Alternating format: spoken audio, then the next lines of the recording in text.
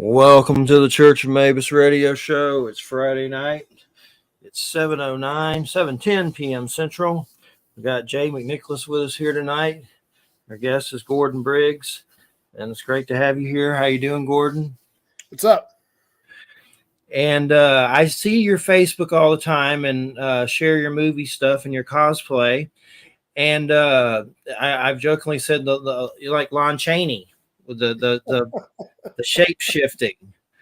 It's really good. I like it, and I try to share it to my group and to people. I love the breakfast cereal stuff. That was pretty good. That was a lot of fun. So, what got you into shape shifting via cosplay? What started that? I want to say it was Halloween 2017. I wanted to. Did you guys ever watch the Adam West Batman series? Yes. Are you kidding? I have it on DVD upstairs in my archives. The best Batman TV show there ever was, ever will be. Yeah. Anyway, if you remember how Frank Gorshin used to dress as the Riddler, it would be this kind of bodysuit with question marks over it. Mm-hmm. And sometimes he'd wear a hat and have a cane. And sometimes a little purple eye mask. Yeah. Just suave as hell. And a question mark cane, glasses. There are so many different ways you can go with it. And I wanted to look like that. I wanted to look like that for Halloween. I wanted to have one of those costumes. So you go in the spirit of Halloween, or you go online. They don't make Halloween costumes for people my size. I am a double XL and above. Yeah, I am PHAT, pretty hot and tasty. So I was upset with that. If you wanted to get a Halloween costume that looked like the Riddler, you had to shell out at least $200, and you could rent it but not purchase it. And there's even no guarantee that if you got that costume that would fit you. So I was like, well, I'm going to make my own damn costume.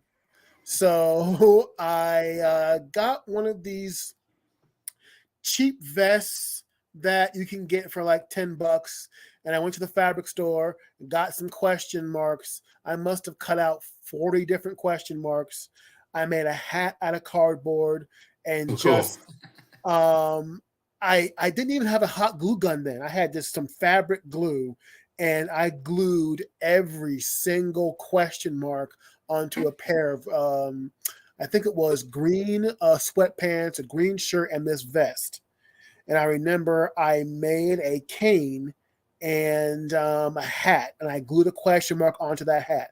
And that thing, it looked crafty and looked handmade, but it looked good. It looked good because no one else had a Riddler costume on. Yeah. No one else. And if you have one, you haven't seen a big, tall, fat black guy in a Riddler costume. So I took up space. I took up the room. And I kind of liked it. It's a lot of fun. I got to tell you what my problem with costuming, and I have my collection is actually right here. I can throw it on the camera here. But I'm one of those guys. I've got a dad bod now. I've got kind of a beer belly. But I'm also, even when I was skinny, I was between sizes.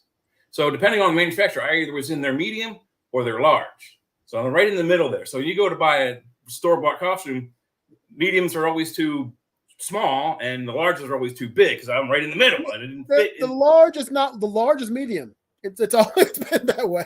Yeah, I mean, I never fit in, but it's always, I have to go to, when I go to the store to pick a shirt, I like this shirt. They only have medium. I have to try it on. It's either going to be too small or just right. Same thing with the large. I have to try it on. It's either going to be too big or just right. It's a pain in the ass. But thank God I have a very good friend. After the show, I'll contact you with him. He's on Facebook. He is my personal costumer. And he actually interviewed and talked to Bill Theiss. William Ware Theiss, who did the costumes for Star Trek, the original series. Okay. So my Star Trek costumes are first season pants, first season shirts, green, gold, blue, and red. The velour, they're very hot. I'm too fat for them now. I don't fit in them. But they're off of the official Bill Theiss pattern. Not that one you buy at the Trek conventions or the one you got from Roddenberry.com. these were handwritten, hand drawn by the actual guy, and my friend copied them, and that's his job. He lives in Vegas. He builds costumes. His April 15th is coming up in a few weeks, 3 or 4 months from October. He's going to be busy. Yeah, it's something I've actually thought about. If I were to go back to school, what will I study? And like, you know what? I would learn how to sew, first of all. Far too many of us guys do not know how to freaking sew, and I would love how to sew. I can't use a sewing machine, but my first Webelos badge was sewing because my mother refused to sew my patches on my shirt. I did something to piss her off or something, so I had to do all the patches on my shirt. So I got my sewing badge. But there, you look in your area, you probably will find a sewing shop that has like weekend courses and seminars and things. You can learn like that. You don't have to go back to school. Yeah, I know that there are people out there who are willing to show me that. Yeah, I would learn like special effects, makeup skills, and costume design. But do you see this black mark on my arm here? Mm-hmm. Yep. Okay, that is a hot glue gun burn. Okay, but it's okay. I've learned to love the pain. Like Doctor Strange said, pain's an old friend. But costume is painful. I can hot glue the house down, and although sewing will be better, I've learned that with a hot glue gun and some fabric and some reference pictures, you can do whatever you want. And you could use foam. I've used cardboard now because cardboard is plentiful. There's so much and cardboard. usually free. It's free. Now, this costume you make with cardboard is probably only going to be able to be worn once or twice. Yeah, and so not in any kind of a rainstorm or outdoors. Oh, yeah. I had that incident last year where I had to go to a con, and the con was in the middle of a rainstorm. So I had to walk with my Thor outfit through the rain into this convention center that was at a minimum 98 degrees. Nice. Because it's a regular, it's a gym basically, and then you're in a homemade microwave, yeah, and all these bodies are in there, all these people are in there, and like it's okay, we'll have some fans blow on you. If you're in a costume, you could have a freaking hurricane blowing next to me, and my body is still gonna sweat. Yeah. Oh, so you're covered in plastic. It was just, and I had a wig on, had my dreads on. Oh, it was just horrific. I was so pissed. But then there are cons that I've gone to where they have the air condition turned all the way up. Yeah. They have people going around with hot glue and bottled water and stools. If you're a cosplayer, don't get a chair, get a stool, because you can lean, you can sit on a stool without messing up your costume. Yeah. Well, if it's a built one, especially if you have like an armor bit made out of cardboard, it's hard to sit down. C-3PO, Anthony Daniels could not sit down in the original costume they made for C-3PO. So they had an ironing board that they took and they put it they made like a tripod on it, and they would, like a hand truck, they would put Anthony Daniels in the costume on it and then flip him back so he could rest, and then they would take the helmet off so he could drink and eat. He could not sit down. It is so hot and he's in the desert inside of a ABS plastic thing with a black bodysuit. Yeah, I wouldn't want to do that either, but thank God he did. And he's one of the very few actors who was in every movie front to back and wasn't digitized at any point. Well, there's a few digitals on in the new ones, but only actor all the way through. I found one of my first cosplay things, and I don't do it very often. I have like a Bigfoot mask I wear and mess around with and stuff like that. But I found this was from senior high dress up day, and it's probably my only cosplay that I have, maybe that I can think of, besides just looking like chubby Nosferatu every day when I don't just wear my Walmart clothes. But let's see if I can find. I'm trying to share it on here. What did I do wrong? Hold on a second. Operator error. Slides. I know. Your computer. Upload file. And just while I'm doing this, Gordon, what are some of the things that you've been doing lately with cosplay? What were some of your recent ones? Well, oh God, you're opening up a Pandora's box. Okay. Uh, so every March I do five. I do five in a row. 1, 2, 3, 4, 5, and they all have a similar theme. And usually they'll revolve around a director. Previously, I did 5 Guillermo del Toro looks from Guillermo del Toro movies. Then later last year, I did 5 Miyazaki looks and 5 Miyazaki movies. So Anime's hard to do. yeah, but it's so colorful, it's so lively, and if you get it right, it looks amazing. Okay, Jeffrey's nice, the classic Cesar Romero Joker. You see, he looks like the Joker in Tim Burton's after he got, stung with the gas. Yeah, that was senior dress up day. It was my only yearbook picture because, not to get into it, but that year I had testicular cancer and went through chemo and had to come back senior year, and they had dress up day. So I felt like a monster. And after seeing that Tim Burton movie, I thought I was that Joker for a few months, like some kind of schizo thing. But did you have a mustache? No. That's like the original character that Cesar Romero created. He had such star power. When they asked him when they're going to do the makeup, they said, "Will you please shave off your mustache?" He said, "No." He's like, "No." So what they did was they put white cake makeup over it. And you can see it. I mean, you can see this. You can see it. You can see it. It's peculiar, but it grows on you, I guess. You see it. See, I'm the Riddler and you're the Joker. Jay, who are you? Well, I was usually always the Star Trek people. My first costume, if you want to call it a costume, was just like an off the shelf. I think it was even Fruit of the Loom. I have it somewhere in this house. Fruit of the Loom gold T-shirt with the A command patch on it, and I don't even remember. I think it just had a gold collar. It just nothing didn't look anything like it. It was just a yellow shirt, A patch, and my brother got. I think he had a blue one, and all of my friends at school they had red, blue, green, all the different colors. So we played Star Trek at school at recess. And someone would always go, I want to be Captain Kirk. I want to be this guy. I want to be injured the most. So it was a simple T-shirt. But I have never really made my own. I could do this. I could take the skills, and like I said, take a seminar and do a sewing thing. But I was lucky I guess in the 90s or mid 90s, my grandparents were on their way to passing out, and they knew they didn't have long, so they started giving all of us grandchildren some of their money, so before they spent it all. So my grandmother gave me a good sum of money, and I found this.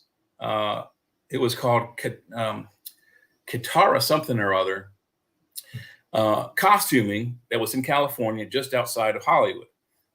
And so I emailed them. I said, I would like to have Captain Kirk shirt, Mr. Spock shirt, an Engineer Scott shirt, the correct pants in the correct color, the correct boots, the belt, and all the bells and whistles for the original series. And, they were just like $90 for the pants. And then like each shirt was like $60 or $70. So they weren't terribly expensive way back then. And they said, no problem, send us your money. So I sent them the money with the order and my measurements and what have you. I had to actually go to a tailor to get, measured for a suit and give them those measurements to have them make the costumes. Oh, they also made a Battlestar Galactica costume for me.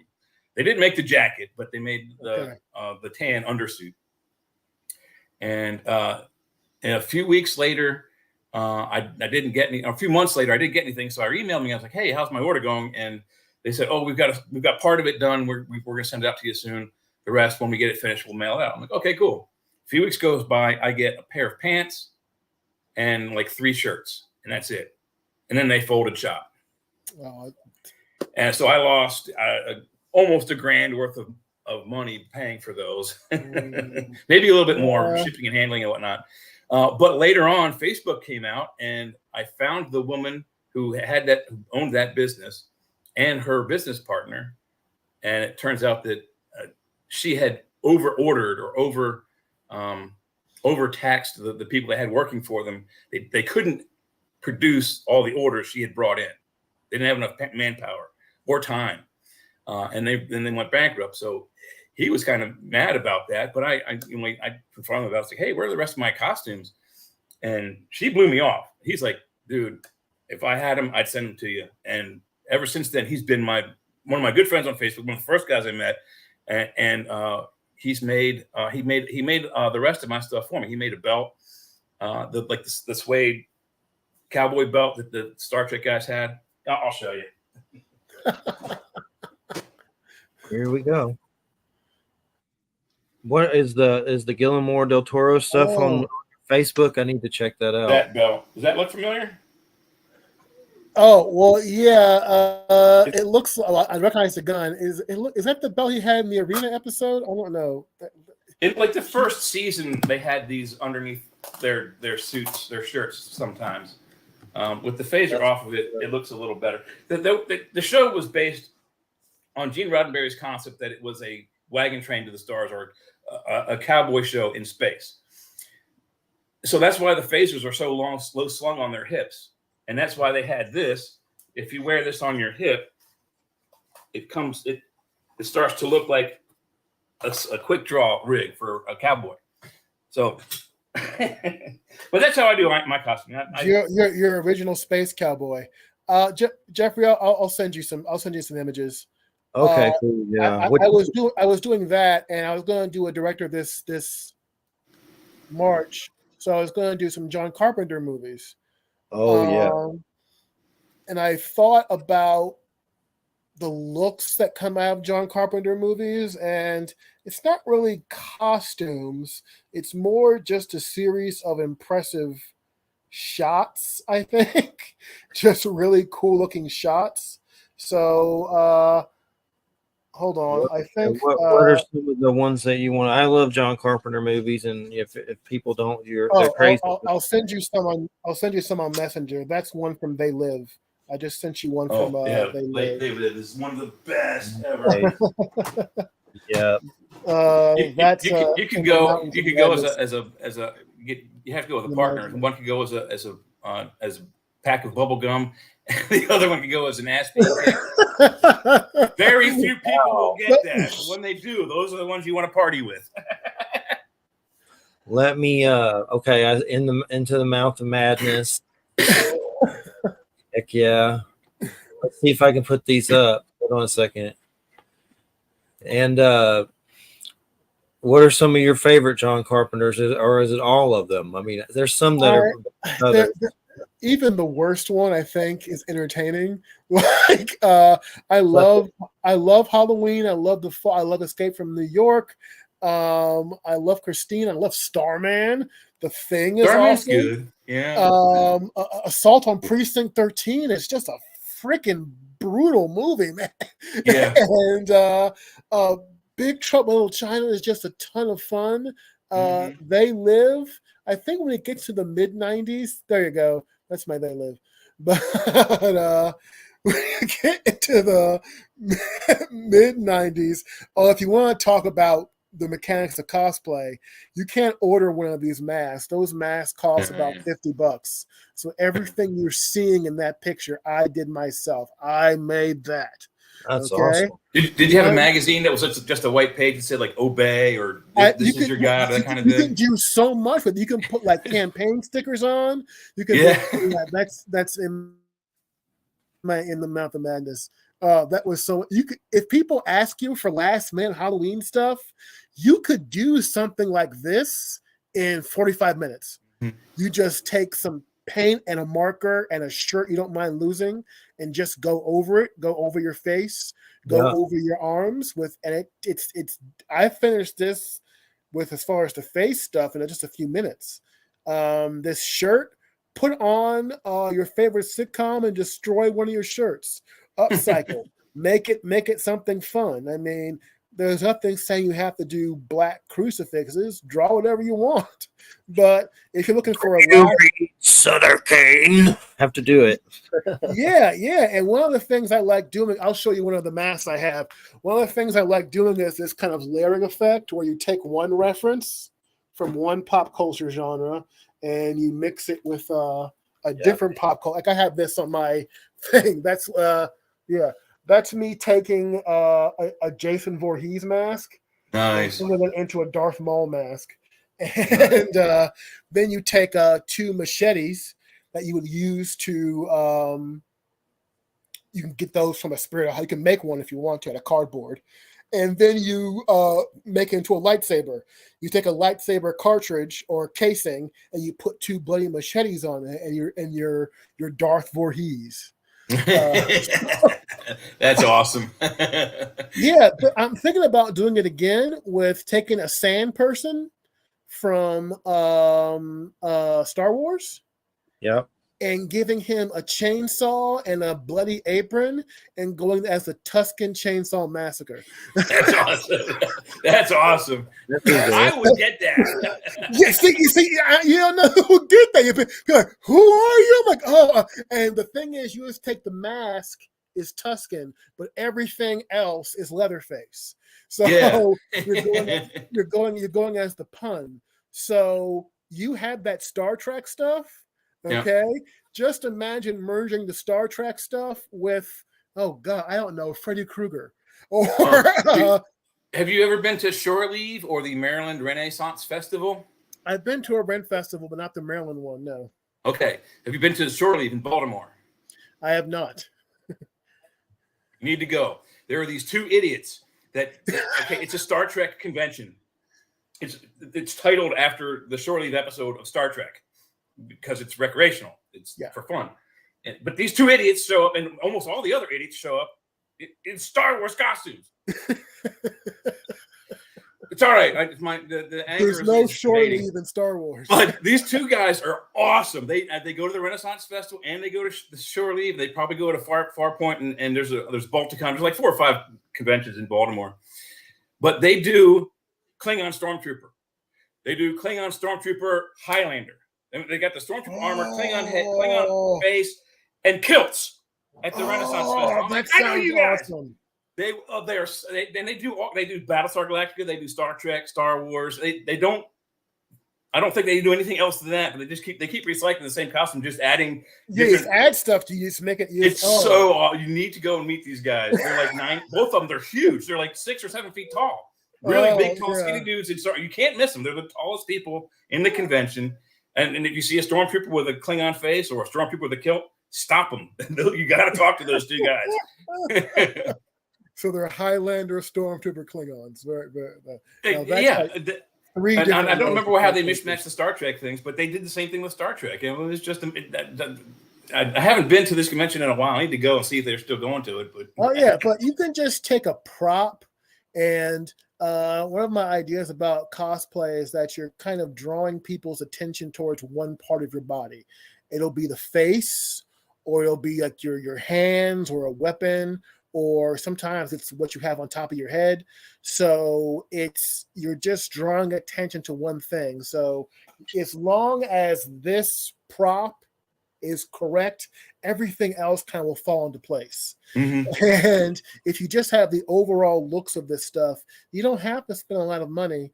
Like I said, that Mouth of Madness one, imagine you're in Star Trek, but you're covered in crucifixes, Jay. It's like I don't think I want to do that to my nice, expensive velour costumes, but there's just, you can just add little details, little touches, and everything else will take care of itself.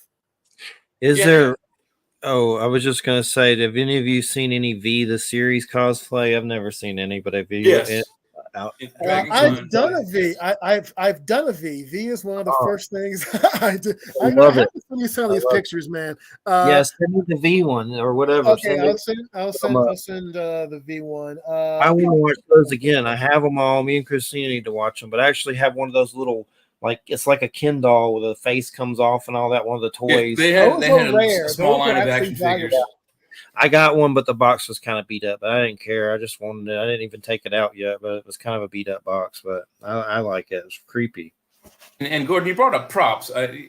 One of the things I've noticed, because I've been going to conventions since I was like 4, but I've had some really, really nice, expensive props. Usually non-working. They didn't have lights.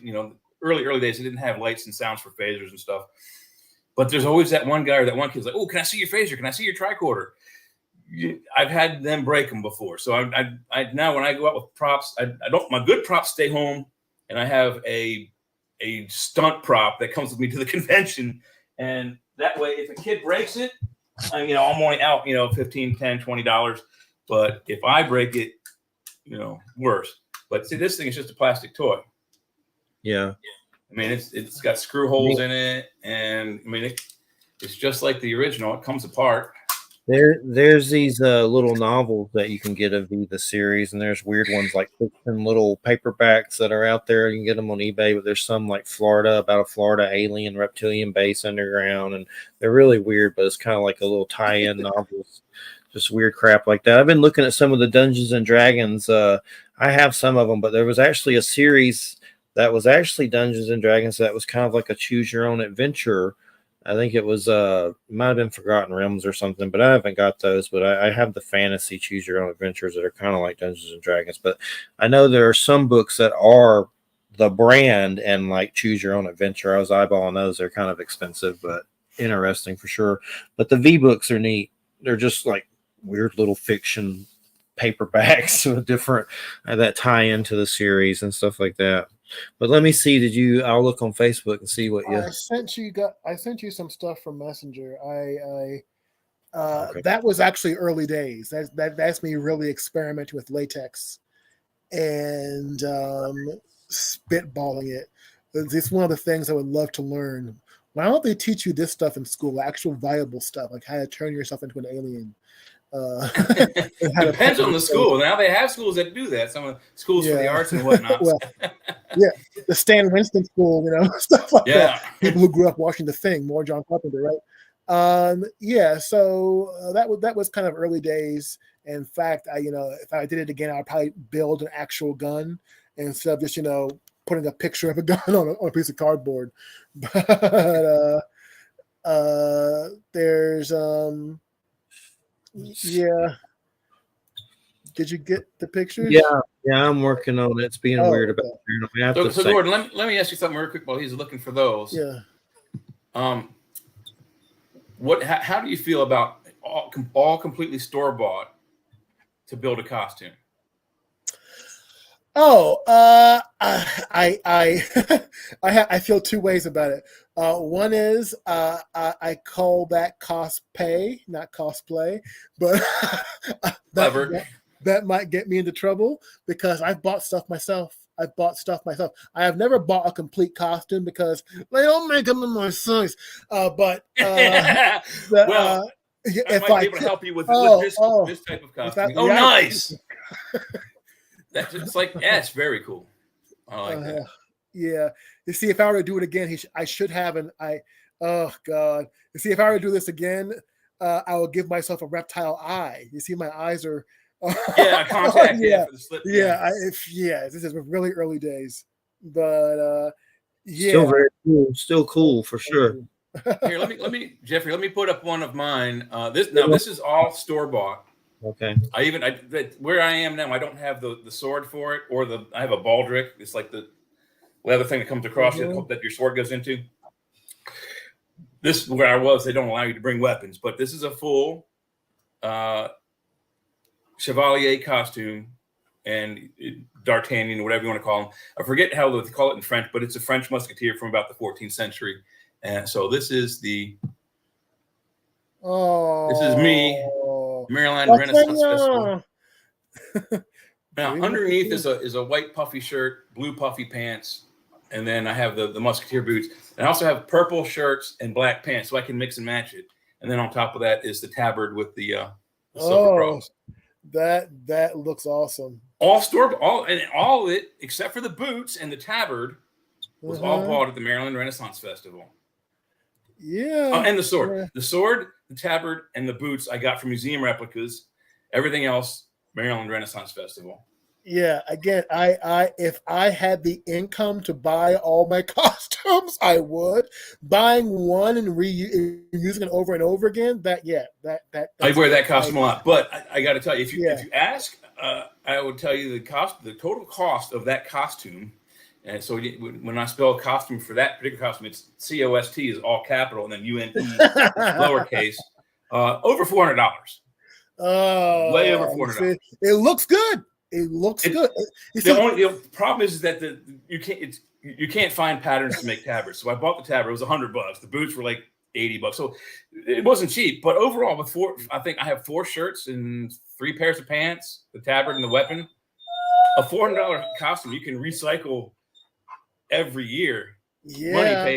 Money paid. It looks like an amazing costume. You see, that's the thing. I've been in cons where people have built actual mech suits. Yeah, there's a guy at Dragon Con that has like a nearly 100. Shush, buddy, shush. Has a nearly 100% working Iron Man suit. One year when I was there were a group of at least like 5 or 6 dudes with official looking the first Dune Fremen suit. They had worm hooks. They were geared. I was like, holy shit, you guys look awesome. Yeah, there is a viral post going down of someone who put like a worm costume on a skateboard and was like, he had like a complete Fremen suit, and he put a worm costume on a skate on an e-board. So he's just riding around the movie theater on that board. That's funny. Yeah, it looks real awesome. Yeah, like the people who do the actual mech suits, sometimes it's like, my sewing skills are so good, but you actually built the thing. I'm like, at what point do you step away from cosplay to actually being Tony Stark? Like well, you're right. Some of them are actual engineers, but in their defense, there's some of the stuff that's pretty easy to do. Once you make the proper form for the costume, whether it's Iron Man or Stormtrooper, you get the right type of ABS plastic. All you do is vacuum form it. That part's not hard. It's the fabrication. Once you get all the pieces formed and shaped, then you got to paint it. You got to put it together. You probably got to put electronics in it. You got to capture sound effects. They do, and it's the same with the guys who do the R2D2 engineers. Have you seen the R2D2s? Yes. There's guys with legitimate remote controlled full-size R2D2 clones. Some of these people are actually building the stuff. That's what I'm saying. Yeah, they're physically getting into it, but they put in certain gears, and they find a new gear that works better, so they tweak it. There's so many videos on how to make an R2D2 C-3PO costumes and the Stormtrooper costumes. I don't have the time or patience to put in electronics. I mean, for C-3PO, you got to have 2 orange eyeballs. No, if somebody makes one of those costumes and it's $500. Here's your $500. Give me my costume, please. That's fantastic. My question is, and it's as a fan of these franchises, I love it. So this is me talking as a fan. I love it. As a cosplayer, I'm wondering if you've built an actual functioning Iron Man suit. Is that actual cosplay? Are you actually? Or have you built the suit? They're bordering on engineers. They really are. Yeah, should I be competing with this person who's built an actual thing? Have you talked to any of like the 501st guys, or any of the stormtroopers, any of the Iron Man, or any of the guys in like a mech suit? Oh, They all have the same problem. Yeah, they all have the same. They can't go to the bathroom in time. You have to as soon as you feel a single tingling, you have to go to the restroom because it takes so long to get all that stuff off. Part of this, but there are a few guys who have worked out, at least for the stormtroopers, a quick way in and out of the bathroom. C-3PO, not so much. Iron Man, not so much. Because the Iron Man that I've talked to, he's like, I can only be in it for like an hour or so. But then I have to. I don't know if you've seen like the Mythbusters where Savage builds an actual suit that actually gets off the ground, and I'm like, well, you're just Tony Stark at this point. You're not even cosplaying. And he also has a lot more resources to his disposal than another club like us would have. So he has access to the guys in Hollywood who built that stuff. So he's got a shortcut above everybody. I just sent you a picture of my Dune still suit. Yeah, I'm like, if you actually do a still suit, that actually works, like recycles your fluids. It's like, is this cosplay anymore, or have you actually invented something? Yeah, I guess. I'd Yeah, be honest, it's a neat concept. I don't know if it's possible to make something like that recycles your sweat, feces, and urine, but if they could do that, I would wear one. Yeah, why you at a con with this? Why are you not manufacturing? Look, no, here's the reason. I'm 58. Yeah. I'm sitting down. I've been drinking water. I don't have to pee. I don't have to pee. I don't have to pee. I don't have to pee. And all of a sudden, bam, it's now or never. I don't get a slow warning. It's either now or you're going to wet yourself. Having a stilt suit you could go to a party and people are like, hey, how come you never go to the bathroom? And you just go, depends, because you're wearing a Depends costume. Yeah. There was a show on Netflix, I think it's called Is It Cake, where you look at something that looks like an ordinary object, but the joke of it is that ordinary object is actually cake. Oh, wow. So if someone is in a contest where they're creating a car and they have created a car made out of cake, and the other person has just built an actual car, I'm like, is this even the same thing anymore? So that's really. Oh, you got blue contacts, or did you do that afterwards? That's afterwards. Yeah. Okay. I've been able to do that too. Yeah, because you want them to glow, the eyes, but the eyes would be bad. Yeah. Yeah. Does Farscape have a presence in a lot of these things? I've always liked that a lot, and I know Image has done some comics, and they just put them together for some graphic situations where they're all together in one volume. But has Farscape ever come up at a lot of these things? I have never seen Farscape cosplay. I was a fan of Farscape back in the days of 1998, I want to say 1999, on Sci-Fi Channel on Friday night. It was strange. I was just looking up some Farscape because I love Jim Henson stuff, and it seems to have retained a small cult following, but it hasn't gotten a kind of reboot like you would have thought on a streaming service. I guess there's maybe some rights issues. I have it on DVD, like a DVD set of it all. Does Farscape stream anywhere? I don't know. I think you can get it on Hulu and a few others. I've seen at Dragon Con. I've seen a couple people dressed up as what's Christina Black's character? I forget her name. And then the Blue Lady. I've seen those costumes. Yes. I haven't really seen was it the guy with the big tentacles? I can't remember his name. The deep throated guy. They're muscle. I've never seen one like him at a concert or convention. What's strange is when I talk to my students sometimes about what they watch, a lot of them have binged these. Like a lot of my students have gotten into X-Files for no other reason than it's on Hulu and they can binge it. So I just think having access to this stuff is the quickest way for a new generation to kind of fall in love with it, because some of the stuff actually binges well. Because I remember watching X-Files in the 90s. It was a week before your next story, but you can take down. Some of my students are getting into Lost now. They're getting into Lost, and they're binging the entire show in 3 weeks. Mm-hmm. So I think one of the ways for a show like Farscape to establish a new audience would be if it was available somewhere to stream, but I don't know if it is. Yeah, I don't on Sci-Fi or anything. Like I don't know if it's on Sci-Fi. What do you teach? Oh, I'm your English teacher, your fine arts teacher, your humanities teacher, composition teacher, and occasionally when they need it, a speech teacher. Nice. And study skills. No time off for good behavior. Doing it for about 15 years. AMC and AMC Plus now have all episodes of Farscape if you're interested. AMC and AMC Plus. Oh, okay. I never finished the series. I think I checked out after season 2. I didn't either, but there's a lot. Was it 8 seasons, 7 seasons? I think it had Peacekeeper Wars after that, right? Yeah, that was like a movie. Yeah, and then there's a movie. I have the comics, but I haven't checked those out. I'm interested in what the Breaking Bad guy is supposed to be doing, some kind of X-Files type show. I don't know if it's been named yet, but I know that's like his next thing is to kind of make something like that, or in the same, with paranormal weird stuff. Yeah, Vince Gillian got his start on X-Files, and then that's one of the shows made him famous. Then he got Breaking Bad, then he did Better Call Saul. He says he wants to do some kind of supernatural thing, but I don't know what it is, which is good. We'll all be surprised. And another one I'm looking forward to is the Brian Fuller Friday the 13th series that's supposed to be coming out, kind of a How are they going to do that in a series, man? How are they? I loved Hannibal. I got mad when they canceled it. I wanted to protest. Yeah, that show had one of the greatest cliffhangers ever.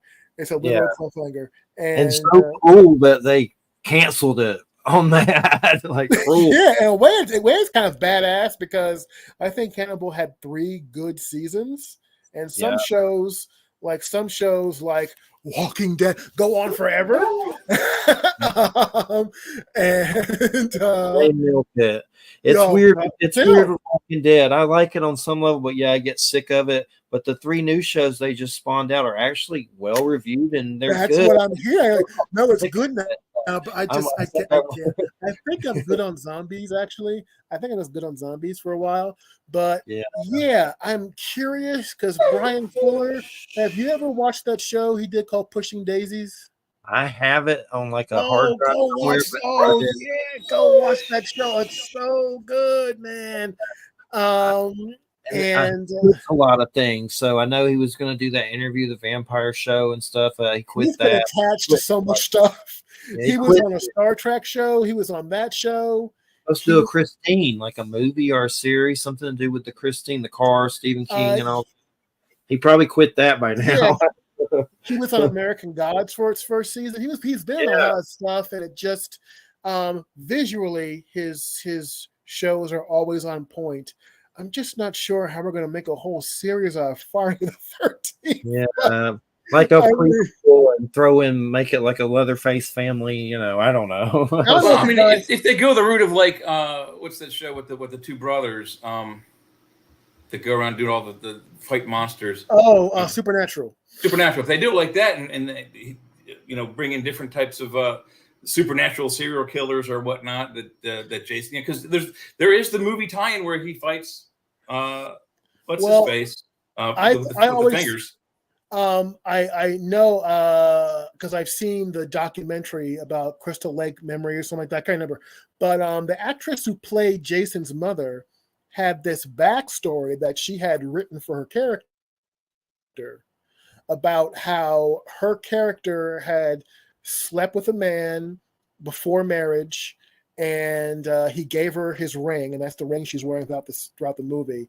And she told him that she was pregnant, and he wanted her to get an abortion, and she said no, and she killed him. And she had this whole idea that when Jason was in her womb, Jason was talking to her, saying, "Kill her, mommy, kill her." So she goes to the Salvation Army and has her baby. And then she talks about in this backstory that she got this job at the camp because she had no place to go, but she could cook at the camp. And she wanted Jason to have someone to play with. But Jason couldn't swim, and the other kids teased him, and Jason drowned while the camp counselors were having sex.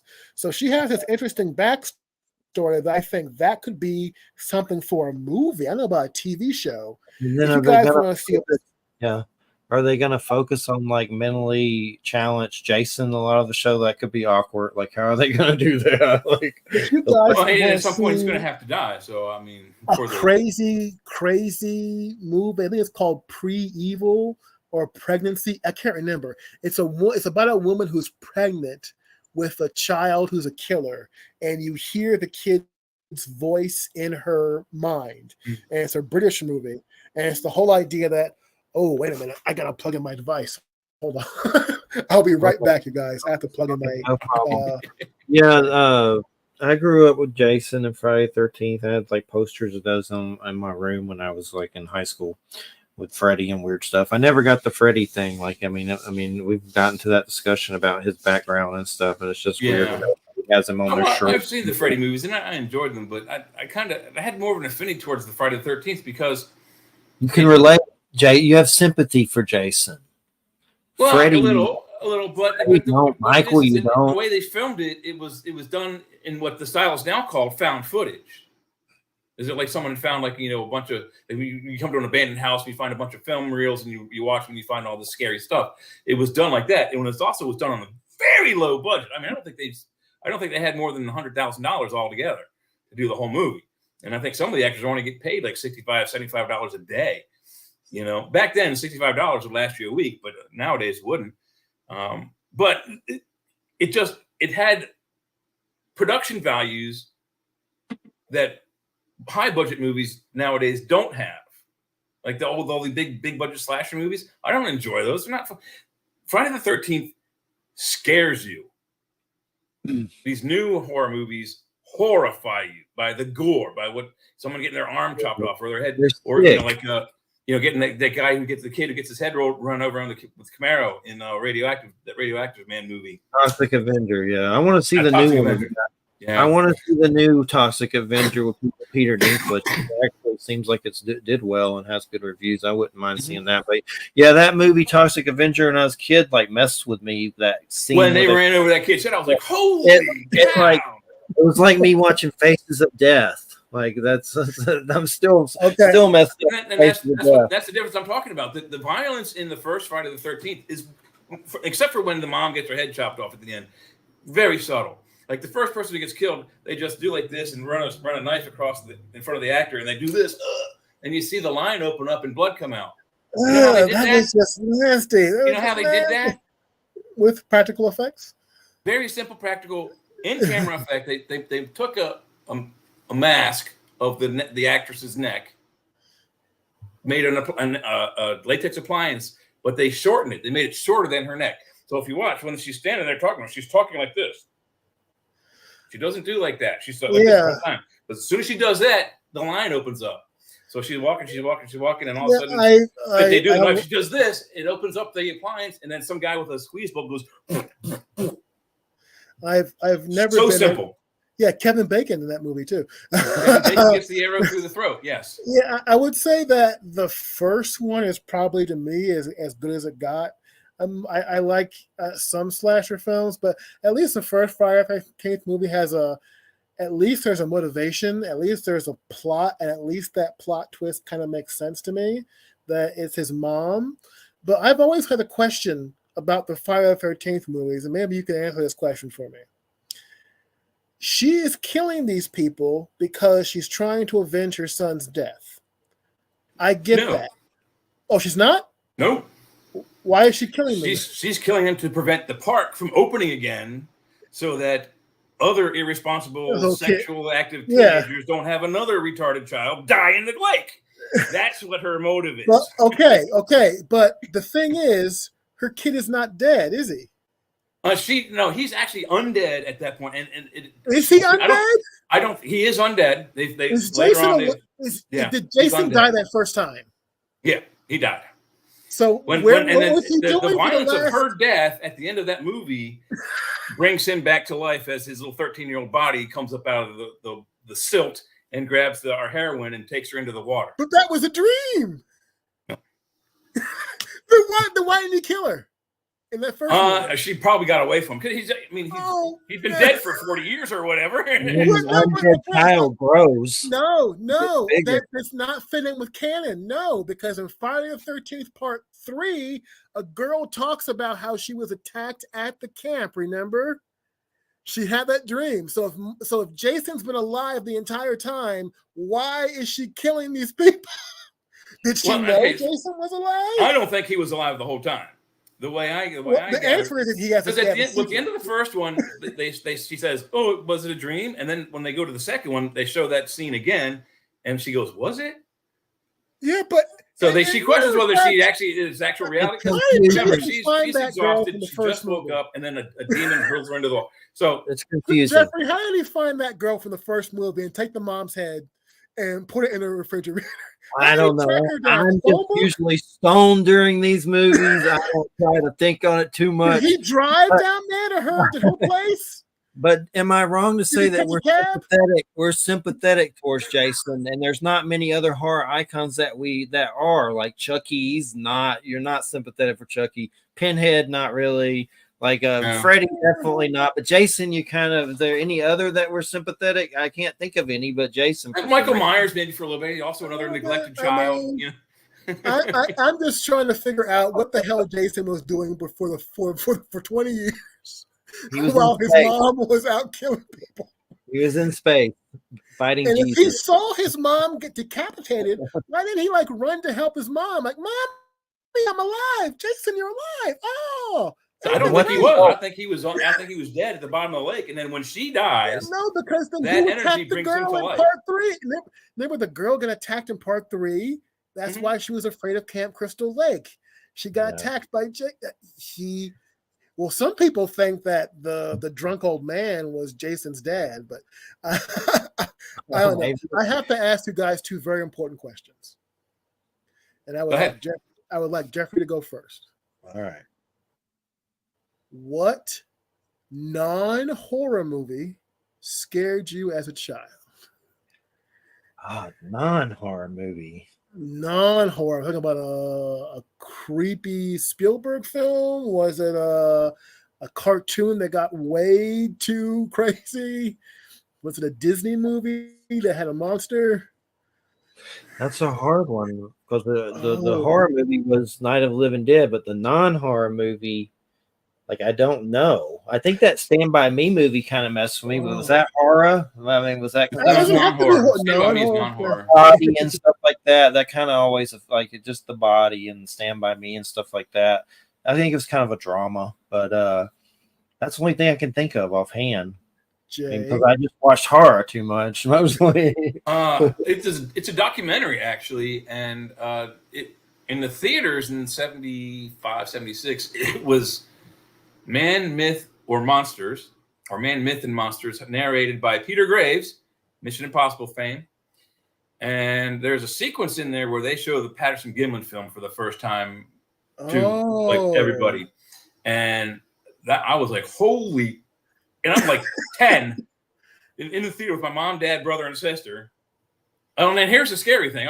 This works in great for your question. So we're watching Man, Myth, and Monsters. We're looking at, Bigfoot, Loch Ness Monster, Chessie, Ogopogo, Mokele Mbembe, weird monsters on Earth. My sister, who's like 5, goes to the toilet and then is gone for like a half an hour. And then when she finally comes back to us, she's like, I was in a movie theater, the wrong movie theater. I saw a naked lady get eaten by a shark. Well, what the hell do you think we saw the next day on Sunday? Jaws. Bigfoot for the first time on film, scared the living piss out of my 10-year-old body. Then the next day, we go, the whole family, that mom, dad, brother, sisters. We could have brought the cat. We brought the cat too. We watched Jaws. My brother and I, we were mortified, terrorized for the rest of our young lives. We shared a bedroom, and we were scared of the dark. These kids are scared of the dark. We always left the hall light on, and the door just slightly cracked open, so it left, a pillar of light on the carpet. You know what I love about Jaws? Everything that was in the pillar of light was safe. Everything in the shadows, Jaws was going to get you. So for years, we were jumping off our beds into only the lit parts of our bedroom to go to the bathroom. That's how scared we were of Jaws. That's a horror movie. But the non-horror movie scared me even more because I went and researched Bigfoot. And then not long after I started looking into that, I saw him. So what did you love about Jaws, Gordon? That they killed a kid. So many horror films. If you see the restored footage of that, they really look that the movie was they were about to get an X rating for that scene where the little Kittner boy gets eaten up. Oh, yeah. Have you seen the restored footage? I don't think so. Oh my God, the cut foot, it is brutal. I mean, they had when they had the shark. The blood and him going. Was it also? So they had the shark. This is one of the few events when they had the shark actually working. Mm-hmm. So the shark, it's like 14 feet long. The part that they were using, from the fin forward, it's it's out of the water like this. And it's got the Kittner boy in it, and he's flapping around, and there's blood spraying. Oh, it is way grosser than what you see in the movie. You can probably find it on YouTube, and maybe on some of the new DVDs. They had to cut it down. They would have been X-rated for that kind of gore. It was really bad. And almost realistic looking. I mean, really very scary. What's your non-horror movie that messed with you, Gordon? When you got one? Oh, without a doubt, the original Willy Wonka and the Chocolate Factory. My God, it was the little green and yellow orange guys, right? Well, okay. Before that, there's a scene where he is running in an alleyway, and then Slugworth comes out of the dark, and he goes, "Hello, Charlie Bucket. I want the secret for everlasting gobstop." And you're like, "What the hell is this?" And if you're a kid, there is. I don't know how recently you guys have seen this movie, but if you remember this scene where they're in the tunnel, and the tunnel goes dark, and then you see all these images of like chickens getting their heads cut off. There is no reason for that scene to be in there. It was in the book in a form, but there is no reason for that scene to be in there other than to frighten you and to frighten children. It's a great. Some weird footage. We saw it recently again. yeah. It's still It's still a fun. That's the best version of that story. And I'll give you another one.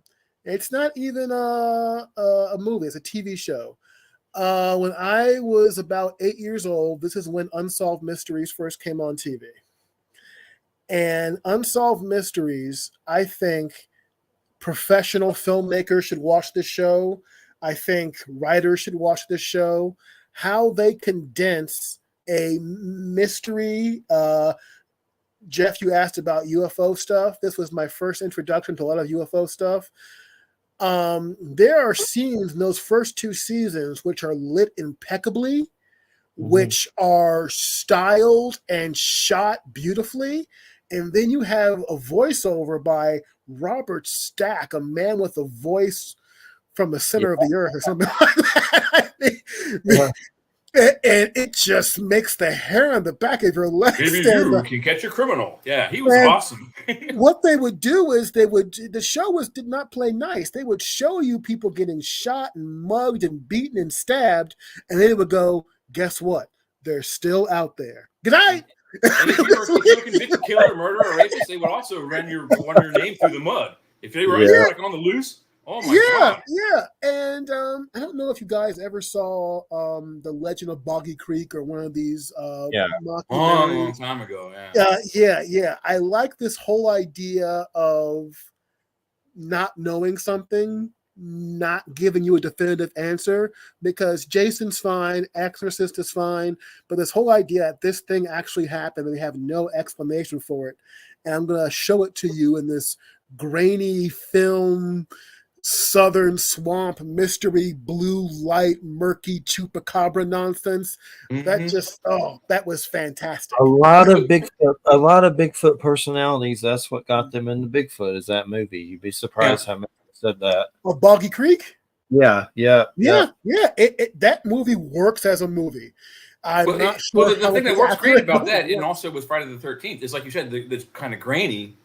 These two really kind of define the genre we now know of as found footage. Like the Blair Witch Project. Yeah, before Blair Witch. Like there's that one with there's like a trilogy where the train crashes or whatever.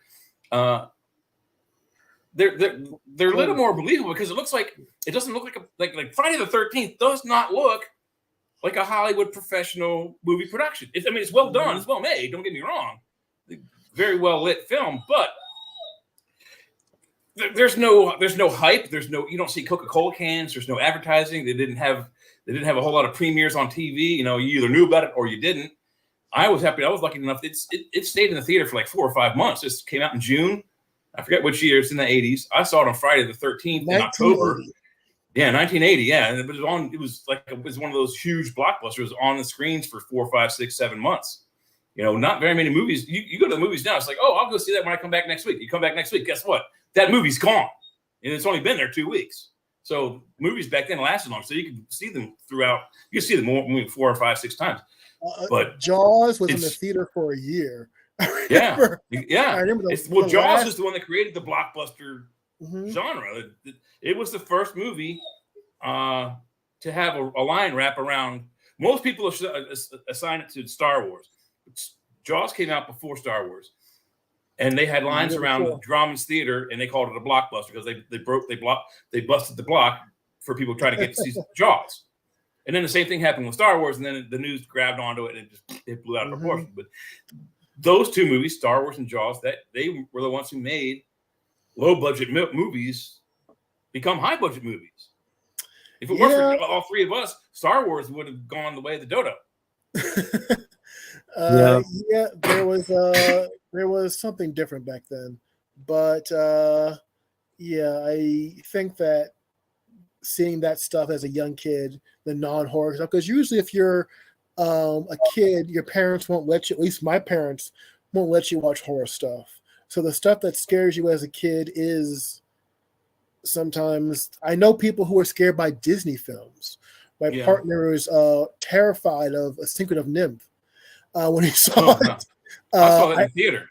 Yeah, I saw Neverending Story when I was a kid. I was like, oh, geez, this is way, way, way too much for me.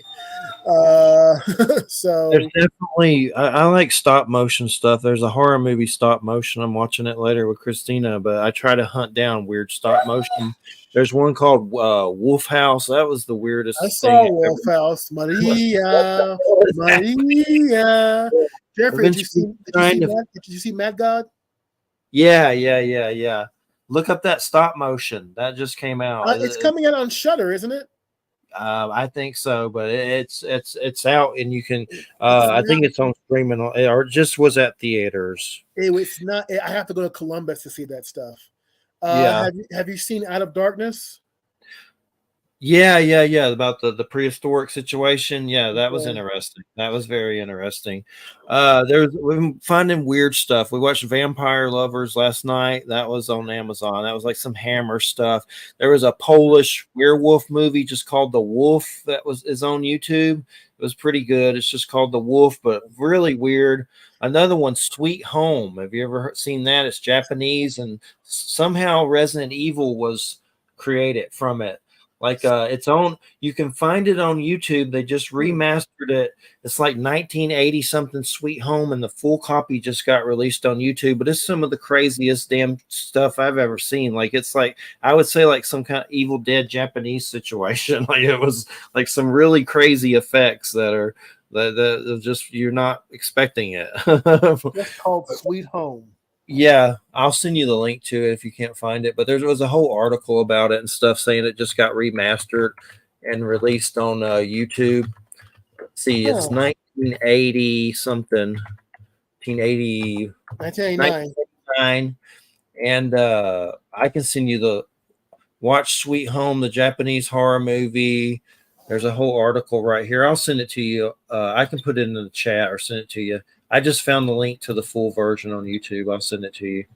There's a really cool movie that's totally unrelated. It's not horror. It's not sci-fi. But I just was surprised how good of a movie it was. It's a Korean production, and the star of it looks like he's almost identical twin to the guy who plays Wong in the Doctor Strange movies. Looks exactly. They could be twin brothers, but it's kind of like it's based on Over the Top. You know, the arm wrestling.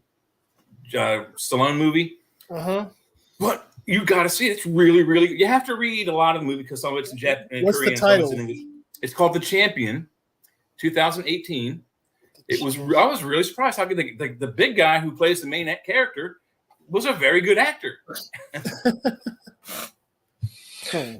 I saw a Korean one, Save the Green Planet. That was pretty weird. I know the guy that did the four things, that Frankenstein weird movie. I saw that. That was pretty weird. Not sure I'd watch it again anytime soon. It was good, but definitely I didn't know it was going to be like a porno, pretty much. But the guy's making Save the Green Planet, remaking it next. The guy that did Poor Things, that Frankenstein movie. But there's a Korean version. Okay. That's the original Save the Green Planet. It's about this guy that's hunting down people he thinks are aliens. Yeah, I seen it a long time ago. Yeah, that was pretty nuts. I watched it. So, Jeffrey, what is the weirdest movie you've ever seen in your entire life?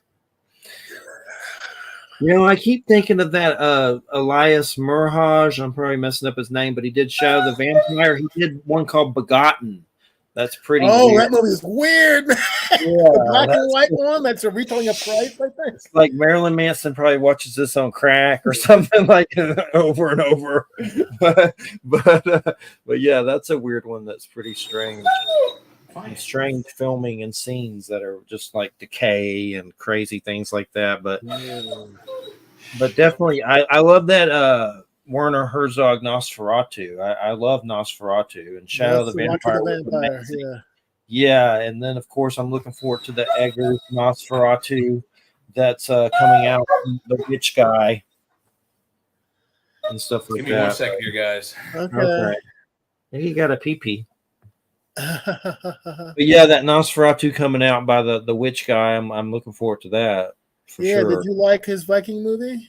Yeah, I liked it. I liked that one too. Yeah, I thought that was good. He does a good job. Yeah, usually. What about you, Jay? What's the weirdest movie you ever seen? Well, I have to warn you, I have probably an encyclopedia answer for you. I am a videophile. I have a degree from the Savannah College of Art and Design in video production with minors in art history and photography.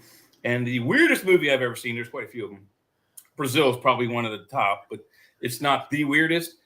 There's a movie that was out in the 80s that was produced in France, but in America, it was called Light Years. In Europe, it was called Gandahar. I've seen those. Fantastic Planet. Really trippy, bizarre, wacko. It's done by René Laloux. And then he did an earlier movie called Fantastic Planet, which is just as bizarre, if not even more so. But I can also admit to saying that in college, the original David Lynch Dune and the later the edited one with the extra 50 minutes put in by Warner Brothers on acid was really scary, weird stuff. Did on acid, did you? Yeah, in college, yeah. I mean, why not? It's like, hey, let's watch. What movies? Let's not do that again. What movies remastered on acid? What movie? Dune, the original Dune, and the 50 minute director's cut that came out. Oh god, yeah. The longer one's even weirder because the scenes they added in, they're not retouched. They're studio sound. There's no extra effects, or they didn't re-record the sound. You know, you can hear like the echo of the studio room that they're in, and some of it they didn't even color correct. Like the scene, part of that's also in the finished movie when Paul is teaching or talking to the Fremen about the weirding modules, and they have that big obelisk and they're in that grand gallery. If you look to the side of the screen, I can't get my finger on the screen there, like right here on that side of the TV screen, is discolored. You can see like the Fremen are like they have like purple suits, but the Fremen over here have the black suits, and it's like, oh, someone didn't color correct over here. Well, that's what you get from director Alan Smithy, yeah. Well, but that part's off. That unfinished scene is in the finished movie. They didn't refinish that scene, so there's a lot of things wrong and a lot of things right with the original Dune. I remember they had Frank Herbert reading over like the concept art at the start of that version because they used to show that longer version on TV. They used to show it on TV. That's when it came out. It was Warner Brothers. I forget what they call it. Warner Brothers something theater, and they said we're going to present to you the Dune movie with 53 minutes or 57 minutes added in. I was like, yes, it was awesome, and the narration was pretty cool. So you don't get that that back history, that backstory in the original Dune book. You don't get that kind of stuff till later and later. He does 6 books, and then his son and Kevin Anderson, they did another 5 or 6 books together. And most of the stuff you hear about in that Frank Herbert prologue is in the Brian Herbert, Kevin Anderson novels, which are being turned into a TV series. Well, that's the problem with the original first book, 1965 Dune. It's almost as thick as the Bible. It's very difficult to read. There are, there's at least 5 main protagonists. There's at least 5 main antagonists. And then there's 50, 100 sub-antagonists and sub-protagonists. There's main plots, subplots to subplots, and plots to subplots. It goes on and on. The book is really deep. You can't do it in a 3-hour movie. David Lynch had a 12-hour movie. He made a 12-hour movie and then cut it down to 6, and then 3, and then 2. You have to do a TV show. There's The no question. Squidward must That first book alone is so dense with just. I mean, he doesn't just describe the Atreides family. He describes their ancestral castle home. He tells you what's on the walls, what's on the floors, what the maids wear, what the maids look like, the maid's name, what the maid is thinking at that moment when she walks past the dude. You know, there is so much richness in those books. You probably couldn't even do it in a 10-season TV show. There's that much stuff in there. Yeah, I remember when I first read them back in the early 20s. It was almost like reading biblical passages, and yes. There's maps and there's characters' thoughts, and it's not easy to adapt to a movie. So anyone who tries to do that, good luck. It's difficult. A few that have tried have done valiant efforts, but they, you could take parts of the David Lynch movie, the Alan Smithy added on movie, the sci-fi series, both series, Children of Dune, and the new Guillermo del Toro movies, or whoever that guy is directing. Yes, Villeneuve. Villeneuve, thank you. Mm-hmm. You could take bits and pieces out of all of these 4 or 5 different entities and make the correct movie. They don't all have it right. They don't all have it wrong, but somewhere in the middle, if you edited all that Dune media out there, if you don't mind Dune turning into a blonde-haired white guy from a black, brown-haired Spanish guy, you could make a really, really good movie. Yeah, some things are just going to be books. That Fallout series is looking like it might be actually good with Walton Goggins as the ghoul running around. Oh, he's awesome. I like him. The trailer looked impressive. I think they're going to actually nail it, hopefully. But it'll be good. He was the main bad guy in Justified. So yeah, he's a good actor. I like Doom Patrol a lot. Of course, they got rid of it, but at least had 4 solid seasons. Yeah, that's more than most. The benchmark is 3. Star Trek, the original series, lasted 3 seasons. If your show goes 4 seasons, you have beat the benchmark. Star Trek is one of the only, if not the only show, to go into syndication with less than 100 shows. It's 79 episodes.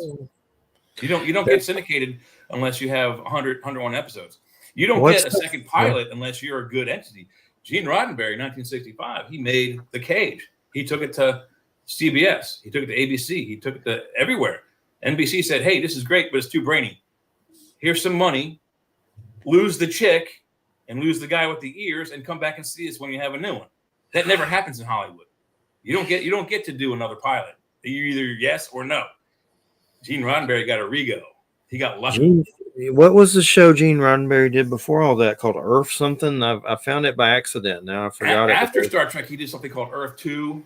That was before or after. I think he was also minorly involved in Andromeda.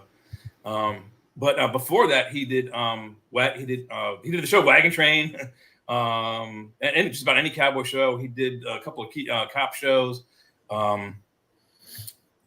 I think the big one was, God, I can't remember. Streets of San Francisco was like where he got his main writing chops. So Streets of San Francisco was a lot of that's written by Gene Roddenberry, and that's prior to Star Trek. Yeah, I know, Gordon. I've seen you keep up with some of the alien type shows like Starman. There's a bunch of K-Pax and things like that. I haven't seen K-Pax in a while. It's hard to watch Kevin Spacey lately with all that crazy stuff with him. But how about, have you seen Jules? That was actually pretty good. Jules. Ben Kingsley, an alien crashes in his backyard. Oh, I heard about that one. It's yeah. new. Good. It's new. Like the new ET. It's actually good. I would recommend it. Surprise you. There's way too much to watch now. I mean, the amount of content that you have access to.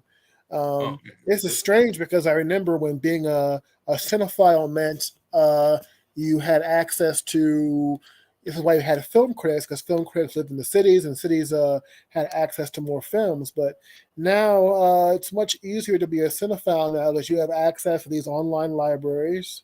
You have access to video essays, podcasts. A lot of the film scholarship is available to you on your phone. So it's just way easier to It's overload. Stuff now. It's overload, but you can I found if you know your lane and know your area, you can take this stuff out one at a time and just get comfortable with the fact that you are never going to watch everything. You're never that even stuff that you might want to. It's never going to happen. Because there's also music you want to listen to. There's also books you want to read. There's also go for a walk sometime. So it's never going to happen. So just that peace with that and say, I am going to watch this stuff. I am looking forward to this stuff, and I am going to try and make an effort. And the best experience I always have in a movie is a surprise. When you have either low expectations or no expectations, and you discover something like, whoa, what is this? This is fantastic. It's like that movie I told you about, Champion, with this Korean guy. The reason why I stopped on it is I saw the main character actor's face on it, and I'm like, oh, there's the guy from Doctor Strange. Let's see what this is about. And I read the script. I'm like, oh, okay. It sounds like Stallone over the top, but I hit play, and it starts off a little clumsy and slow, but and the English parts, it's not great English grammar. It's well spoken, but you can tell that the English parts are written by a Korean who speaks really good English. So you can tell it's not made in America, but the story spans America and Korea, and both the main actors in it, the main guy and his agent. I had never heard of these two actors before, but they did a really, really good job. Yeah, it's so good. One of the things you get into a phase where there's so much new content out, you don't know where to start with this. So there are some times I just withdraw. Like, I'm not going to watch anything new. I'm going to go back to the 1990s, or I'm going to go back to the 2000s, and the stuff that I may have overlooked then because there was no Netflix or streaming back then, I'm going to go watch that stuff now. Mm-hmm. And you discovered a whole bunch of movies like, just this past few weeks, I watched the Steven Spielberg movie called Duel. I don't know if any of you guys ever seen Duel. Oh, Jay, you have to go watch Duel, man. It's what he did right before Jaws. And Duel or Doom? Duel. D-U-E-L. Duel. Horror movie. Car situation. Okay. It's about. Jaws is a horror movie. So yeah, it's about a guy being stalked by a giant tanker truck on the highway. Oh, I did see that. Is that what? Dennis Weaver. Huh? Dennis Weaver's in it, and it was written by Richard Matheson, I want to say. Yeah. So really good, tightly done film by Spielberg. It's like The Car, but it's a truck. Yeah, it is like The Car. Yeah, I saw it. So what I was doing, going back, I was like, are there 12 other films like Duel? And then I said, okay, well, there's that film, The Hitcher. If any of you guys have seen The Hitcher with Rutger Hauer. And then I was like, well, there is also Joyride. Have you guys ever seen Joyride? I haven't seen it, but I've heard of it. Yeah. Or there is, Jeffrey, what's that movie called? Damn it. The Car? It has The Car is one of them. It has Brad Pitt and David Duchovny in it. And it's like 1995. Oh, and yeah. They pick them up and they're serial California. Okay. So I was like, there's a whole bunch of movies that are just what I call road thrillers, and they don't take place at any one place. They're on the road, and they're either true crime stories or they are horror films. Or they're Mad Max. Yeah. So it was a way for me to go through 1, 2, 3, 4, 5, 6 decades of movies and watch 6 movies that were similar to the same thing, but honestly seeing something new, but still the same. I don't know if any of you ever saw that movie called Peter Fonda is on the road, but it's not Easy Rider, and he sees a satanic ritual. And then the Satanists are on the road after him and his wife in the mobile home, and they're devil or something. Devil on the road. It was like, you know what I'm talking about, Jeffrey? I've seen it. I can find it. It's called like Ride with the Devil. That's what it's called. Is that? Yeah. Yeah. I'll find it. And And I know it was there's probably filmed on Route 666 too. Ride with the Devil is the Hammer one. The one we're talking about is Race with the Devil. Race with the Devil. Okay. Yeah. Okay. Oh yeah. And there's that one. There's that one. Have any of you guys seen that Terrence Malick movie called Badlands? Is that the one with I've seen the cover for it, or the poster for it, but I haven't seen it now. Chrissy Spacek, Martin Sheen. Yeah, where he's like a killer. Yeah. It's based on Starkweather. Or I just found this movie called Highway to Hell. Have any of you guys seen Highway to Hell? Yeah, there's like a sheriff that's like demonic. They go into hell because his girlfriend's kidnapped. It's really the story of Orpheus and Eurydice, but and I'm like, I've never heard of this movie before. So I'm like, if the new stuff isn't doing it for you, there's decades and decades out there to be rediscovered, and some of this stuff is just available on YouTube for free. Yeah, it's always strange to me. There's a lot of free stuff that never made it to DVD.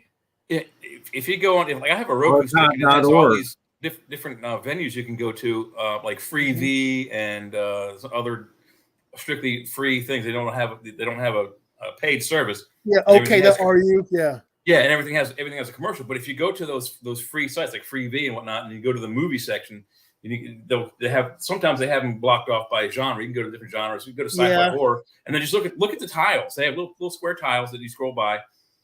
You don't even have to look at the title. You can go, oh, there's a Transformers clone. There's a Friday the 13th clone. There are thousands of movies that must be the test platforms that you don't hear about. That they're the Transformers movies and they have these movies that they look identical.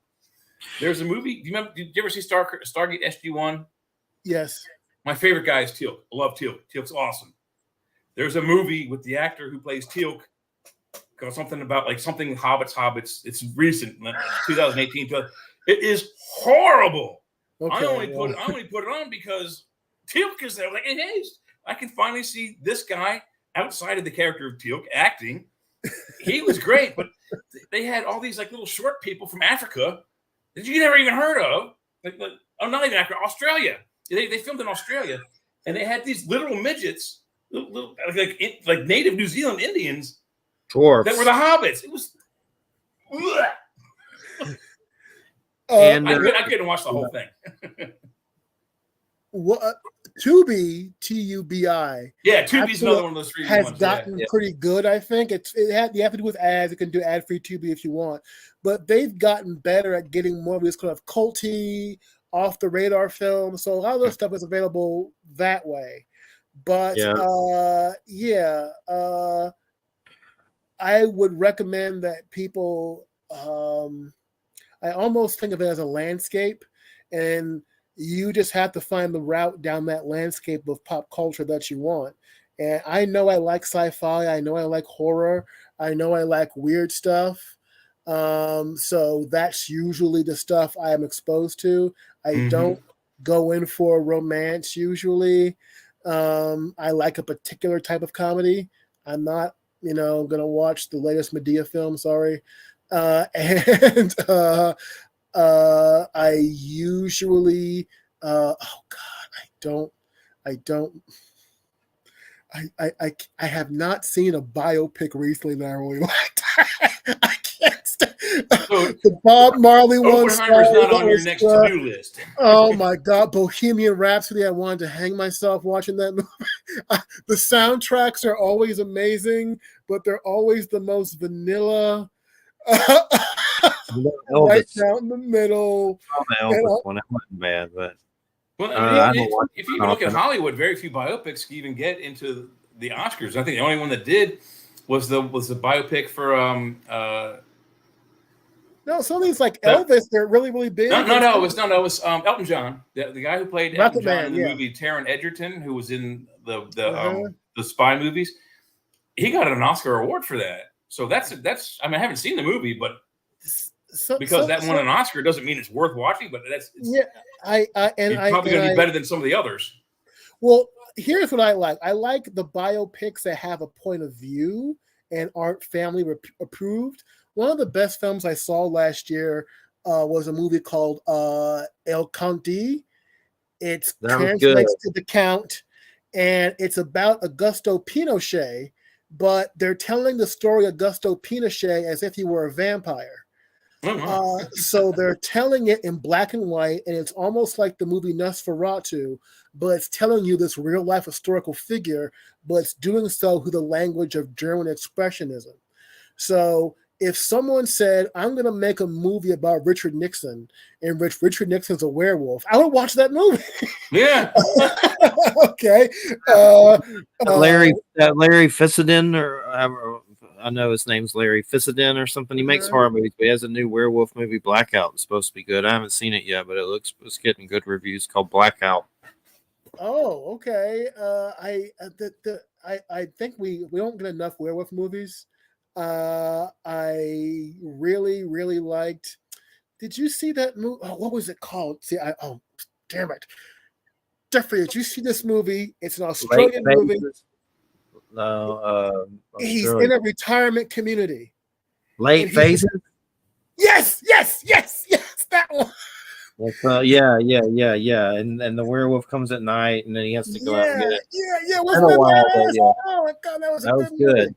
I'm sorry. I've had a big interest in Dogman, like paranormal stuff. If you go to Tubi and type in werewolves, small town monsters, they make documentaries of like real creature stuff that's happened in towns, and crazy stuff happened with lynch mobs, and the military comes out, and there's real stories like that in different towns in America. But the site is Small Town Monsters, but they have a bunch of stuff on Tubi about werewolves that's really creepy, and there really are things where people are seeing these weird things. Like one guy was like peed himself. He saw one. But and of course there's serious researchers who have studied the phenomenon, and there's even one town, I forget where it is, where the sheriff collects so many stories of sightings, he keeps them in a box and takes it serious now because people are really seeing these like Dogman things. But next week's guest is going to be about that, Dennis Carroll on some level. But yeah, it's interesting.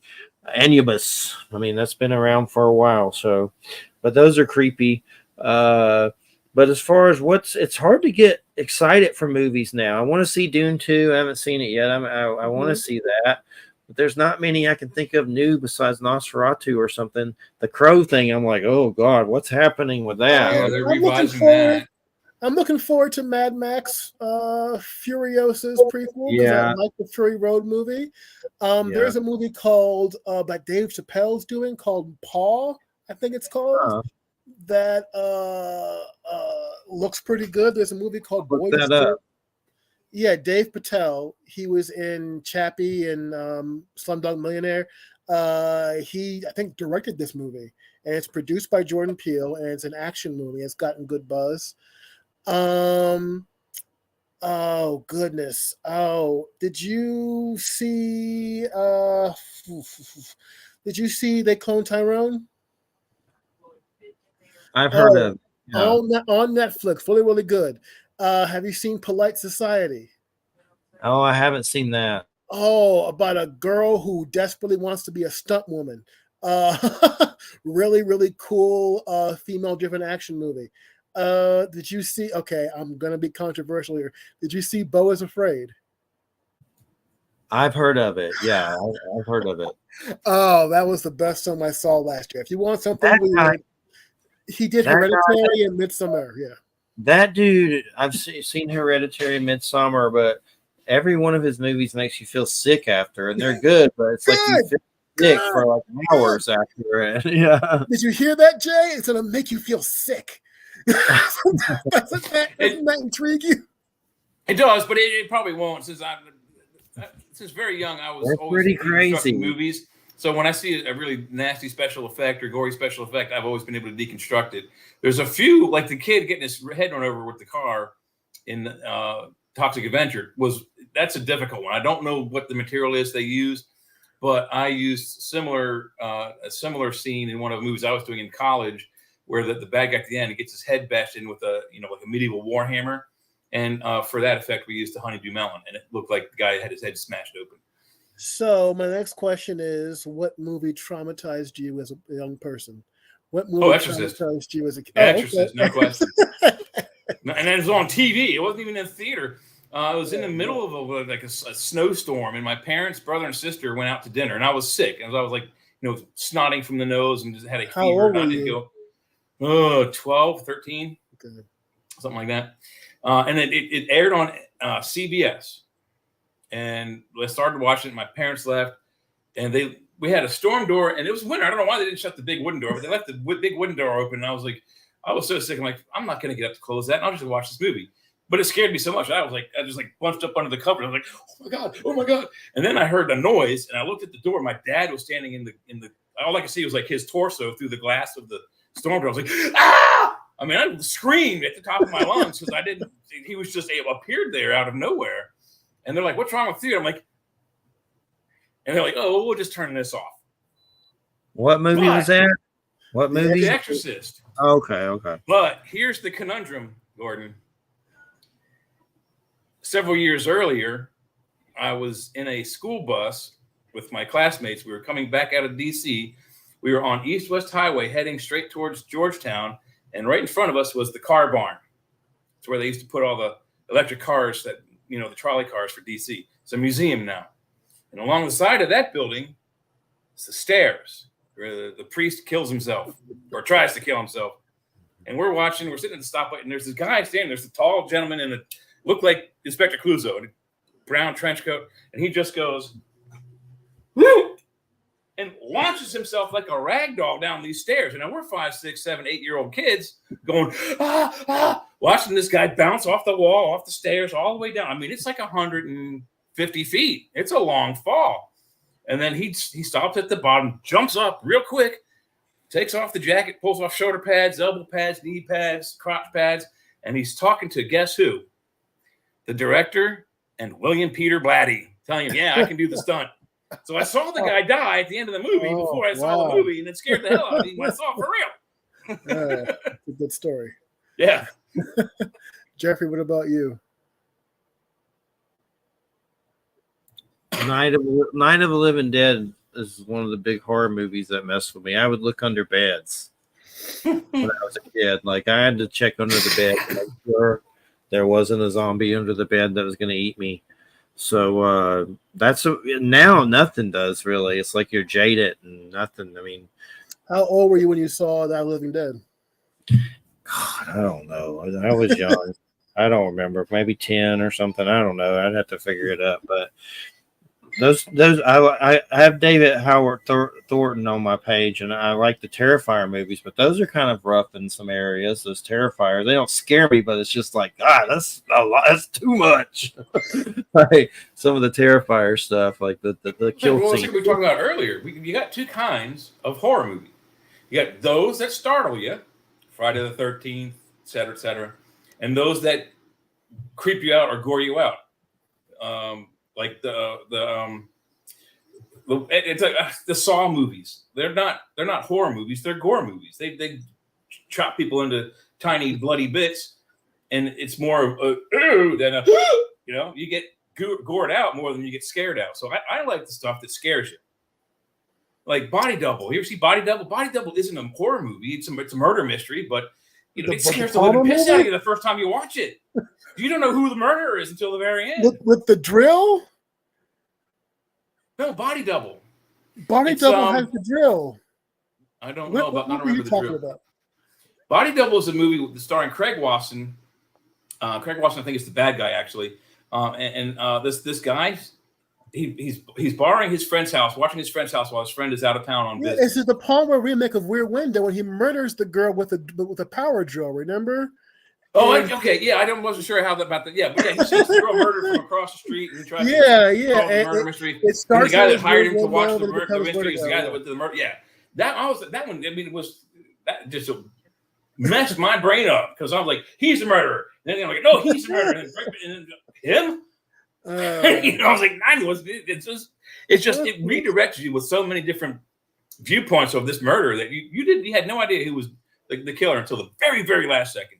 I want to get into that's a some quality Brian. I want to get into some Brian De Palma. There's some I haven't seen, but his movies are usually nuts. Like I need to get back, do some back channeling with some of that stuff for sure. The John Travolta one, I forget the name of it, but there's all of his. Yeah. All of his movies. Is he still around? Is he even alive? Brian De Palma. Think he is. Yeah, Brian De Palma still makes movies. He made a movie called I cannot remember what it was called. It wasn't called Domino. It was called something else. It starred one of the Lannister guys from Game of Thrones, and it was a surveillance movie. And why can I not find myself? Anyway, here it is. Yes, he made a movie, I want to say in the mid 2010s, and he made Passions. I don't think he's made any good movies. That's just my opinion. I don't think he's made any good movies in a while. But yeah, looking for interesting things to see. He did a movie with Robert De Niro in 1970 called Hi Mom. Hi Mom is a movie where De Niro plays a cinephile who wants to become a director. So his idea is to take cameras and put it into people's bedrooms from across the way. So he calls it Peep TV. So he is putting a camera into people's private homes and creating movies about them. But then he actually starts to go into the homes and gets mixed up in the Black Power movement. It's a crazy, crazy film called Hi Mom. It's a fantastic movie, though. And by the way, since we're talking about Brian De Palma, I don't know if you guys really realize this, but he also directed Body Double, which we just spoke about. Yeah. And by the way, he is still alive. I just looked him up. He was born in 1940. He's still around. I think he's retired, but he's still around. Raising Cain, that was crazy. Surprised that has a 42. Like some of them has bad reviews. They're good movies. Phantom of the Paradise, that was weird for sure. That was weird. Yeah, and I'll have to check out Hi Mom. I haven't heard of that one, but I just found it on IMDb. The Fury, that's a weird one with the psychic. Yeah. Yeah. Oh wow! Hey guys, he's got 2 upcoming movies. It looks like De Palma, Catch and Kill in development and Sweet Vengeance in pre-production. So, Europe loves that guy, man. Europe throwing that guy some money still. He hasn't done anything for about 5 years, but I mean, yeah, Mission Impossible. The first Mission Impossible movie was done by Brian De Palma. So, yeah, and guess what? Because of that movie, I have I didn't know he directed that. Now that I know, I have to boycott him too. But I boycotted every movie of Tom Cruise from that point on. My father and I were hardcore Mission Impossible fans. Every Wednesday, whatever night they were on, my dad and I would watch the show because it was just cool to watch these 4 or 5 guys break into some evil government's sinister den and do all these electronic things, and it was a great show. They turned the Phelps character, Peter Grace's character, into a bad guy in the movie. My dad and I walked there. I was like, "What?" And my dad's a cusser, but hardly ever cussed in public. We walked out of that theater. As soon as we were outside of the movie into the lobby, he goes, "What a piece of shit!" I was like, "Yeah, why did we watch that?" And all of the actors, Martin Landau, Barbara Bain, his wife, some of the other actors who saw that first movie, when they walked out, they were annoyed. They were absolutely unhappy with it. Yeah. They hated it. In the Mission Impossible movie, Tom Cruise's crew gets killed off at the start of the movie. And the original pitch was that the people who would be getting killed off were the original people from the series. And you find out at the end, spoiler for this 20-year-old movie, that it's Mr. Phelps, John Voight's character in the story. But yeah, people who are fans of that TV show do not like the movie. I have never watched the TV show. So you're my new best friend. Yeah, I've never watched the TV show, so I don't have that. You see on TV, I have not watched it. I've forced myself away from it. Well, we got about 7 minutes. I was just thinking about some all-time favorite movies. Some of mine, Excalibur, I could watch that 1,000,000 times by John Boorman. The John Boorman one, yeah. The Fisher King, I love almost I've got every Gilliam. Yeah, Excalibur, True Romance. That's a favorite of mine. Written by Tarantino, Tony Scott director. That's a weird one. That's Mhm. a trip for sure. What are a couple of your favorites all time? Me? Yeah. Oh, okay. I can't give you my favorites. I can give you my favorite. Okay. Um, oh, okay. I'm not sure how controversial it is. 1992, my mom brought home a VHS of the movie JFK by Oliver Stone. I Oh, was not interested in history. I was interested in movies as entertainment value. yeah. And JFK was done in such a way that it was the last truly paranoid movie from American cinema. It was Yeah. a movie that took one of the most sacred, tragic things that's happened in American history and says everything you know about it is wrong. Yeah. Now, if we're talking about history, I don't know if the movie gets the history of this stuff right, but that's beside the point, I It's think. very, I very know it's close. based on Yeah. a Jim. It's based on a Jim Mars book. Who I've interviewed. Crossfire, the Jim plot to Mars. kill It's on Yep. Kennedy. two Yeah, books, but Jim Mars' I've books is one of interviewed them. Jim Yes. a long time yeah, ago. yeah.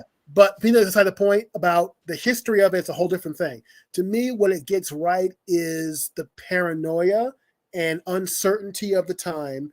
If you look at this movie JFK, it starts as a Frank Capra story, almost like Mr. Smith Goes to Washington or It's a Wonderful Life, where Kevin Costner plays a Jimmy Stewart type of character, someone who believes in America, believes in the system, and then slowly he investigates the Kennedy assassination, and he slowly realizes how guilty his country is of horrible things. He Yeah. finds lies, he finds deceit, he finds murder. He finds all this stuff. He finds gay people. He finds a lot of stuff going on. And the interesting thing is, it is in my humble opinion, the best edited movie you've ever seen because there's all these different perspectives that go on about the Kennedy assassination. What Oliver Stone does is he actually films different perspectives and he breaks the movie up into color and black and white. And sometimes he'll show you the same scene from different points of view. And there's almost a movie going on underneath the movie. And it gives you a lot of information. It gives you a lot of history about Operation Mongoose and the Bay of Pigs and the CIA's involvement in the Vietnam War and all this stuff. And it just buried itself in my mind. It's a movie I have watched at least 60 times. Oh, I got you And beat. I got you beat. I can retire from the game 10 if you want, but we don't have that much time. No, we don't. Apart from that, look at the cast. Can we just take a second to remember that JFK is a movie Lot of cast, that yeah. has a scene that has Tommy Lee Jones, Kevin Bacon, Joe Pesci, and Gary Oldman, narrated by Donald Sutherland and Kevin Costner, all in the exact same scene, talking about how we're going to kill the president. I think it's a fascinating movie about memory. I think it's an interesting movie about history. I think it's an interesting movie about what the function of movies are. Is this trying to show us how what the official story is, or is a movie for imagining different possibilities? Oliver Stone calls it a counter myth to the Warren Commission. And I think it's just a fascinating movie. And if I think about me writing about movies, me watching movies, me falling in love with movies, it really goes back to watching JFK and being interested in how a film could work. Are you a time traveler and you're trying to stop JFK? That's what I'm getting at. No. Well, a few other interesting facts about that minutes. movie as well, Gordon. I'm not sure if you know about this, but the main character, Kevin Costner, was it Garrett? His last name was Garrett. Jim Garrison. Jim Garrison. Thank you. He was the only prosecutor in the United States to bring a conviction based on the assassination of JFK. He brought a trial. The guy was acquitted. Clay Shaw was acquitted. Oh, that's it. Brought a trial. Yeah, he's the only one to bring any of that. Bring a trial to bring JFK. And the House Commission on Selected Commission on Assassinations found, I think after Watergate, they did a whole thing. I think it was called the Mies Commission. I'm not sure. Did a whole thing about the Kennedy assassination and the Martin Luther King assassination. And the official position of the United States government was that President Kennedy was killed by a conspiracy in 1976. So it's this strange history. I personally am comfortable with the fact that we can never know for sure what happened November 22nd. I am at peace. There's some pretty amazing new theories out there. Yeah, there's one. The latest one is really good. There's too many theories that go on, and we can talk about that for another show. But there's yeah, it's the single. It's not the single bullet. Magic Bullet. Huh? No, Magic not the Magic Bullet? Bullet. There's Magic Bullet book. Now, the most recent book has really good info on who they think killed him. There's a book called Absolute Proof. That's the one. Okay, yeah. There's so many things about it, and it's just a fascinating movie. And it's a shame because Oliver Stone has kind of gone the way of Brian De Palma. He's kind of fallen off the map. I don't think that the movies that he's made recently are as good as the movies he made in the 1990s. I mean, if you remember Born on the 4th of July and Natural Born Killers, he made movies that agitated people.